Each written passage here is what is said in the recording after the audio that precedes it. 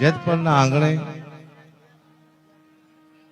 એક એવો અદ્ભુત ડાયરો, એથી વિશેષ ખેડૂતનું આંદોલન જ્યારે થઈ રહ્યું હોય, માત્ર ને માત્ર એક ન્યાય માટે થઈને. બહુ નાની વાત છે, કરવું હોય કોઈને તો આવી નાની વાત છે, એના માટે થઈને આટલું માણસ ભેગું થાય છે. આટલા માણસો જો ન્યાય ન મળે તો એક માણસનું શું થાય તમે વિચાર કરો. આટલો માણસ ભેગું થાય જો ન્યાય ન મળે તો મારા જેવો તમારા જેવો એકલો માણસ ન્યાય માગવા જાય તો મળે ખરો ન્યાય? ન મળે. આ ન્યાય માટે થઈ આપ શાંતિપૂર્વક બધા બેઠા છો, કારણ કે આ આંદોલન પહેલી વાર જેવું આવું શાંતિપૂર્વક બેઠા બેઠા, કોઈ નક્કી આટલી બધી ગાડીઓ છે, આટલું ટ્રાફિક છે, છતાંય અહીંયા કોઈને બોલાવવા નથી. પોતાની સ્વેચ્છાએ બધા આવ્યા છે, પોતાના માટે. કારણ કે બધા ખેડૂતો છે, અહીંયા કોઈ એક સમાજ નથી બેઠો. એક સમાજથી બાદ તમામ ખેડૂતો આવ્યા છે. મેં મારા ગામમાં ફોન કર્યો હતો, મારો ભાઈ છે સરપંચ અનિલભાઈ, કીધું આપણા ગામમાંથી આવા છે ને ખેડૂત, તો 100 ખેડૂતને લઈને આવ્યો છે અનિલભાઈ. અને દૂધના કેન ના પડી ત્યાં કાંઈ કઈ વસ્તુ લાવવા નથી, છતાંય પણ દૂધના એ લોકો કેન લઈને આવ્યા છે. અને કાઉ ચાલા કબુલિયા ખાઉ જાજા કપૂત, હકડી સી મેણ ભરીને હકડો છો સપૂત. એમાં નિલેશભાઈ, એને મને ફોન કર્યો સાહેબ, એને તાળીના ગળાથી વધાયેલો. મને એવો ફોન કર્યો કે અકુબા એક પ્રોગ્રામ છે ખેડૂતનો, તમે આવશો અને શું લઈશો? મેં તું 4 મહિના પહેલા હું બોલ્યો હતો કે આ એક પ્રોગ્રામ નહીં, આવા ગુજરાતમાં ખેડૂતના કદાચ 50 પ્રોગ્રામ થાય તો મારે 1 રૂપિયો જોતો નથી. હવે તમને એ વાત કરું, તમે અહીંયા બેઠા છો, તમારી પાસે જમીન છે એટલે તમે આવ્યા છો માંગ માટે. મારી પાસે જમીન છે ને તો હું શું લેવા આવ્યો છું? હું તમારા માટે આવ્યો છું. એવી કોમેન્ટ આવી હતી 2 કે મતલબ વિના કોઈ આવે નહીં, આવું કહેવામાં આવ્યું. હવે 3 પ્રકારના મતલબ હોય મારામાં, તો હું આવું. એક તો ફેમસ થવા માટે, એ તો હું શું જ તે ફેમસ થવા જોઈએ. બીજો પૈસા માટે, એ માલ લેવા નથી.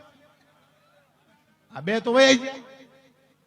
તો કાં તો રાજકારણમાં જવું હોય તો એ મારી પેઢીમાં કોઈ નથી જવાનું. હું અહીંથી તમને વચન આપું છું, અહીંયા આપ્યું હતું કે હું કોઈ પક્ષમાં છું નહીં.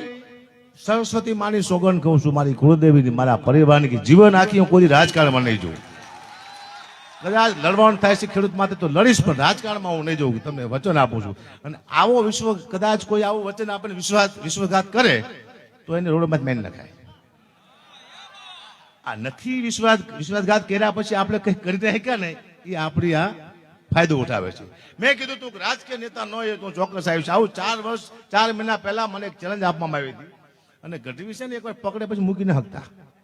અમારાથી પકડી ગયું છે, હવે મુકાય નહીં.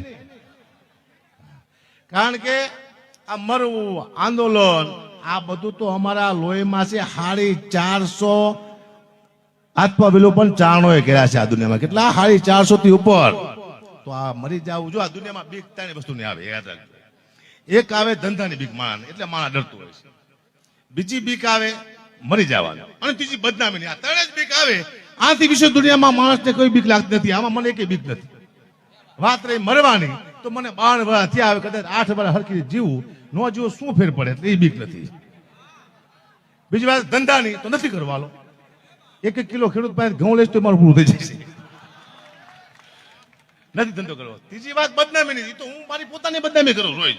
એટલે મને કોઈ બદનામ કરી, મેં કીધું નથી કે હું સારો માણસ છું, દૂધનો ધોલે, હું પહેલાથી કહું છું ભાઈ. હવે આમાં ક્યાં મને કે અડે એવું છે નહીં ભાઈ. એટલે અહીંયા આવી ગયો છું. અને ખેડૂત જગતનો તાજ છે, ખેડૂત દિવસ છે ને ખેડૂત રાત છે. રાત પડે અને તમારી થાળીમાં એક રોટલો આવે, ત્યારે તમારે એમાં ખેડૂતના દર્શન કરવા પડે. મારી પાસે જમીન નથી, પણ હું એટલું માનું છું ખેડૂતના કૃપાથી મારા બાળકો જમે છે અને ભૂખ લાગે ત્યારે ખાઈ શકે છે અને જીવી શકે છે. માત્ર કૃપા આવે તો ખેડૂત નહીં છે સાહેબ. સવાર પડે નાસ્તો ભાખરી આવે ત્યારે ખેડૂત યાદ આવે. અને આ વસ્તુ જો માણસ જમતો ને યાદ ન આવે તો એ માણસ નગુણો છે ને જીવવાનો અધિકાર છે નહીં. ખેડૂતને ભગવાન માનવા જોઈએ, કારણ કે ખેડૂતથી ઉપર દુનિયામાં કોઈ છે નહીં સાહેબ. કાં તો ખેડૂત પરસેવો પાડી શકે, કાં ખેડૂત આહુડા પાડી શકે. 2 ગાડે ન પાડી શકે. કાં પરસેવો પાડી શકે અને કાં આહુડા પાડી શકે. પરસેવો પાડે તો આહુડા ના પાડે, આહુડા પાડે તો પછી પરસેવો ન પાડે.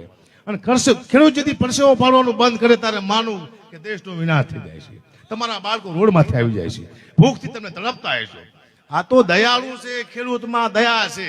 કારણ કે બીજાના બાળકો પણ એને પોતાના જેવા લાગે છે કે બીજાના બાળકો ભૂખ્યા સુવે નહીં, એટલા માટે આખી રાત આખો દિવસ મહેનત કરી કરી કરી કરીને પરસેવો પાડી આ જે આપણી થાળીમાં અનાજ આવે છે માત્ર ને માત્ર ખેડૂતના પરસેવાનો અનાજ આવે છે. અને ખેડૂતને જે માન નથી ઓળખતો એ દેશનો વિનાશ થાય. હા, તમે બીજા દેશો તમે જો કેવી ખેડૂતની કદર કરે સાહેબ.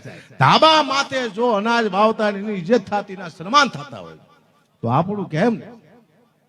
પણ આ આંદોલન એક વિનંતી હું અહીંયા બેઠા બેઠા સરકારને કરું છું કે બે હાથ જોડીને કોઈ અપેક્ષા વિના, કોઈ સ્વાર્થ મારો આ નથી, કોઈ સ્વાર્થ નથી, કે ખેડૂતની જે કઈ માંગ છે આ પૂરી કરવાની કોશિશ કરો. આવી હું સરકારને અહીંયાથી વિનંતી કરું છું.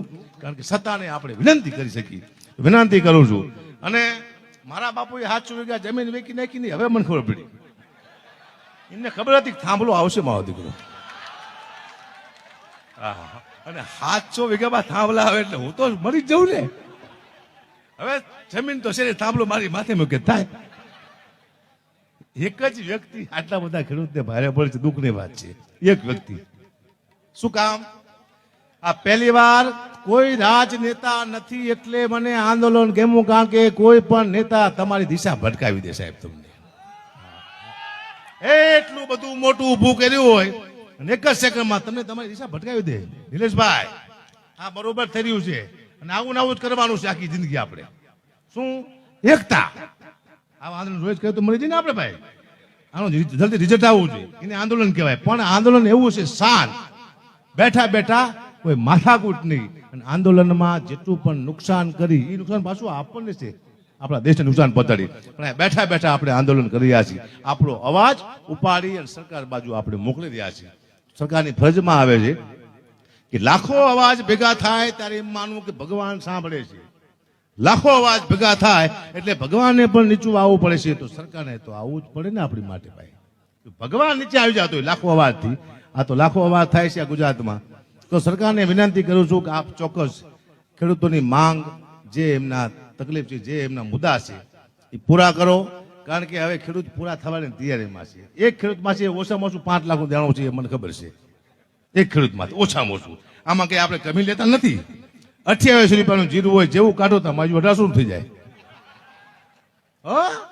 હું ખેડૂત નથી પણ ખેડૂતનો છોકરો તો શું જ તે. 700 વીઘા જમીન મૂકી જાય. મારા બાપ દાદા મને કઈ શીખડાયું છે ને, શીખડાયું જ હોય. આ લોહીમાં આવે જ તે.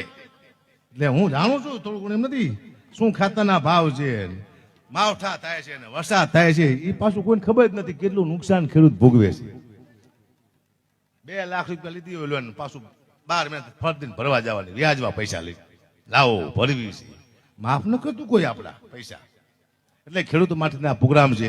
મારે ઘણી બધી ખેડૂતની વાતો કરીશું પણ એક નાની એવી સ્તુતિ માની કરું. શક્તિની શું લેવા?